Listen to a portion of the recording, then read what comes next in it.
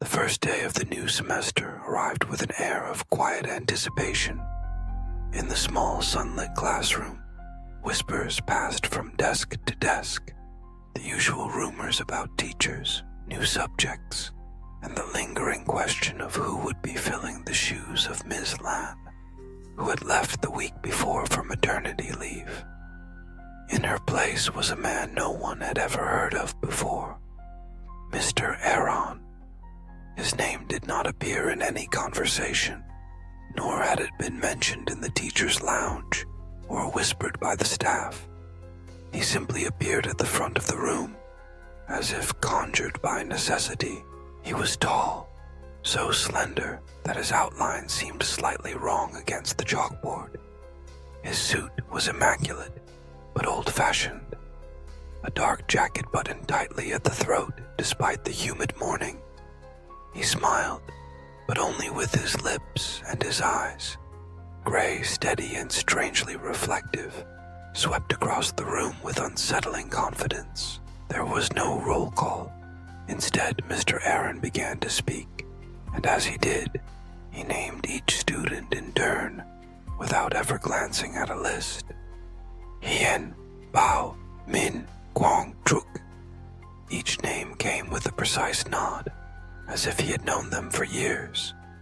The students exchanged glances, some uneasy, others merely surprised at his efficiency. No one raised a question. He continued, moving on to the lesson as if nothing unusual had taken place. From the very first day, the peculiarities began to add up. No one ever witnessed Mr. Aaron eating. During breaks, while other teachers gathered in the staff room or strolled the halls, he remained in the classroom, standing perfectly still, staring out the window or at the blackboard. Some students joked that he was powered by sunlight, others that he was simply too busy for lunch. But the jokes faded as days went by and the oddities multiplied. He never sat down. Throughout hours of lectures, he paced the front of the room with precise, measured steps. Even during long periods, his back remained straight, his hands clasped behind him, eyes unblinking. Hien, the boy who sat in the front row, swore that in all the days since Mr. Aaron's arrival, he hadn't seen the man blink even once. But it was the blackboard that truly unsettled the class. Mr. Aaron would lift a piece of chalk with a flourish, but even before the chalk touched the surface, words would appear, clear, white script forming silently, as if written by an invisible hand. Sometimes, a sentence would finish itself before he had traced half a letter. The students watched, transfixed, never daring to interrupt. Whispers grew. Bao, always bold, muttered that the new teacher was a magician, or perhaps a machine. Min, quieter, started to avoid looking at the blackboard altogether. One afternoon, as the late sun slanted through the windows and Mr. Aaron traced another silent equation onto the board, Truk leaned in and whispered to her friend, "Doesn't he seem like he's pretending to be a person?" Her voice trembled on the last word, as if she'd only just realized what she was saying. That night, Truk's words echoed in the minds of her classmates. The next morning, she wasn't at school. At first, her friends thought she was sick, but as the days passed, her absence stretched on, and a strange forgetfulness began to settle over the class. When Ian tried to recall her face, he found only a blur. Bao, who used to share snacks with her, couldn't remember the sound of her laughter. Even her desk, once cluttered with books and pens, was empty and unmarked. It was as if she had never been there at all. During lunch, Min, disturbed by this erasure, rummaged through her backpack for the class roster. She flipped through the pages, searching for Truk's name. It was gone. The list jumped from Guang to Vienne, as if Truk had never enrolled. Min's heart pounded. She asked Bao if he remembered Truk, but he only shrugged, confused. Who? The memory of Truk faded, like a dream upon waking.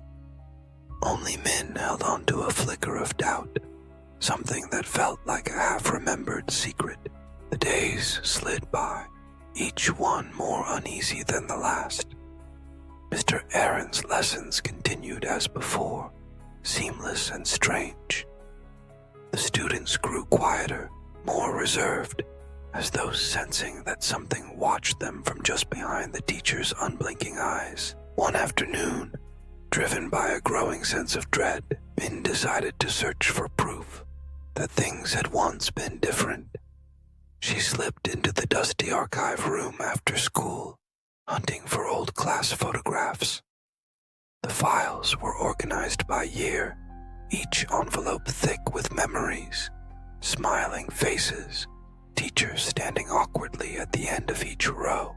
She found the most recent class photo and pulled it out. There, among the familiar faces, she saw herself, Bao, Hien, Guang, and in the corner, a shadowy figure, an adult, tall, with a faint, unsettling smile. Aaron, unmistakably, though the picture was dated 1993, years before any of them were born. She stared at the photograph, her breath catching.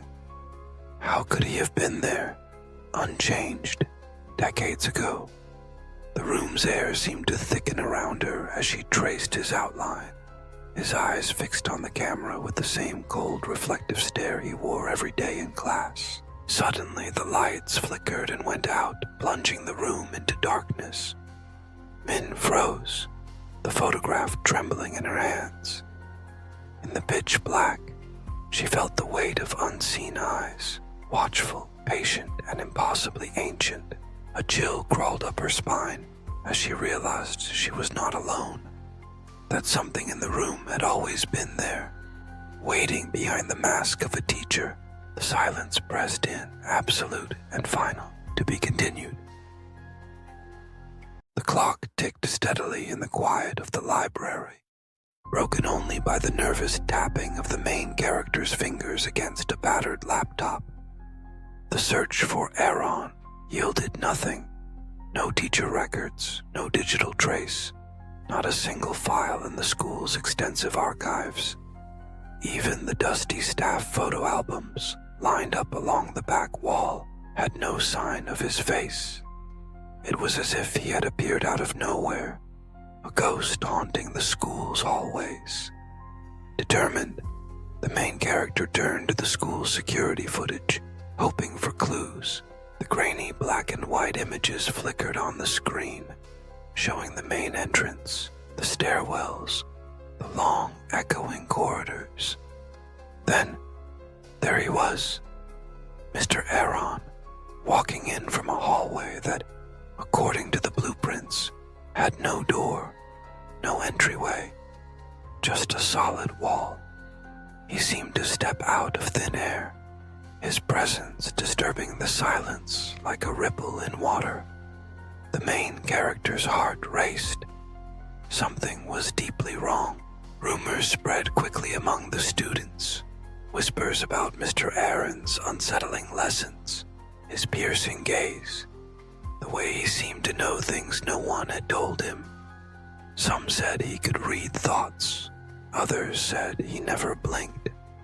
The bravest among them, fueled by fear and curiosity, finally confronted him during a tense, silent lunch break. The cafeteria's usual buzz fell away as one student stood and, voice trembling, asked the question everyone was too afraid to voice. "Who are you?" Mr. Aaron's eyes glinted, a cold amusement flickering at the corners of his mouth. His voice, low and clear, echoed across the room. "I am what schools call when too many students are ungrateful." As he finished speaking, the overhead lights flickered, casting strange shadows across the walls. A single light bulb shattered with a sharp pop, plunging a corner of the room into darkness. When the light stabilized, the student who had spoken was gone. Not a trace remained. No bag, no jacket, not even a whisper of where they had gone. Their absence was a hole in the fabric of the school. A chill that settled in everyone's bones. Panic set in. Teachers called roll, searching classrooms and hallways. Some students cried. Others stared in stunned silence. But the staff, when asked about Mr. Aaron, only shook their heads. They had no memory of hiring him, yet none could deny his presence. Fear mingled with disbelief as the days dragged on, each lesson with Mr. Aaron more unsettling than the last. The main character, driven by a mix of dread and responsibility, dug deeper. Piecing together fragments from old urban legends, they uncovered a chilling truth. Mr. Aaron was not new. He was ancient, a being woven into the history of the school itself. Every few decades, when students lost faith in their teachers, when apathy and cynicism replaced curiosity and gratitude, Aaron would appear. He fed on despair, on lost hope, and most of all, on those who dared to reject the ideals of learning. It became clear that Aaron's power depended on belief. The more people feared and acknowledged him, the stronger he became. And when a student lost all faith, when skepticism gave way to outright denial, Aaron would absorb their identity, erasing them from memory, as if they had never existed. The thought sent shivers down the main character's spine. Aaron was not a man. He was a legend that needed belief to survive, but legends could be ended. As the annual school ceremony approached, the main character hatched a desperate plan. Stepping up to the microphone, their voice rang out across the auditorium, trembling with both fear and resolve. "Mr. Aaron doesn't exist," they declared. The words echoed, bouncing off the walls, picked up by every ear in the room. For a moment, nothing happened. Then the ground began to tremble. The air thickened, vibrating with something unseen. Desks rattled, windows shook, and the faces of the students and teachers blurred with confusion. Memories slipped away, fragmenting as if they had never been made. The image of Mr. Aaron faded from every mind, his name dissolving into nothingness. When the shaking stopped, the school returned to its old, familiar state. Life resumed, mundane and unremarkable. No one remembered Mr. Aaron. Students returned to their routines, teachers to their lessons. To them, the past few weeks were nothing but a strange blur. The missing student was never spoken of again, their absence quietly rewritten in the minds of those who had once known them. The main character alone held the memory, a secret burden they could never share. That night, as the main character returned home, a strange unease lingered. The house was quiet, their father waiting at the dining table, a letter in hand. The envelope was thick, official-looking, stamped with the emblem of a new employer. Curiosity overcame caution, and the main character's eyes scanned the page. There, in bold letters, was the name of the new hire. Aaron. A chill swept through the room. Their father's face seemed unchanged, but something in his eyes was distant, unreadable. A knot of fear tightened in the main character's chest. Aaron was not a teacher anymore. He was no longer a presence haunting the school's empty halls. He was home now, woven into the fabric of their own family. The boundaries between legend and reality had blurred. The nightmare that had once been confined to the school now lingered in the place meant to be safest.